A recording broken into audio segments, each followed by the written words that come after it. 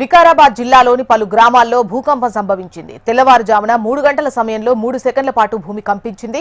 రంగాపూర్, బసిరెడ్డిపల్లి, న్యామత్ నగర గ్రామాల్లోని ప్రజలు ఇళ్ల నుంచి బయటకు పరుగులు తీశారు. విషయం తెలుసుకున్న పోలీసులు గ్రామాలకు చేరుకొని ఆరా తీశారు.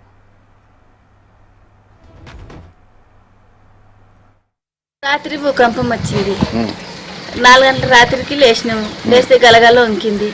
2-3 బండలు పడ్డాయి. ఏందబ్బా అని చూసినాము. 2-3 బండలు పడ్డాయి. భూమి కదిలింది. పండుగ ఇప్పుడు కదిలిన గిన్నెలు ఇట్లా దడమని కింద పడ్డాయి. 3:30-4 గంటల మధ్య 2 సెకండ్లు ఇట్లా కదిలింది భూమి. రాత్రి 3 గంటల 58 నిమిషాలకు ఇట్లా ఒకటి చప్పుడు వచ్చింది. 2-3 సెకండ్లు భూకంపం వచ్చింది, మళ్ళీ వెళ్ళిపోయింది. మేము ఏదో ఒకటి యాక్సిడెంట్ అయిందా ఏంది, మెయిన్ రోడ్ మీద ఉన్నాం కాబట్టి యాక్సిడెంట్ అనుకున్నాం, కానీ బయటికి వెళ్ళి చూస్తే భూకంపం వచ్చింది, మొత్తం కదిలింది.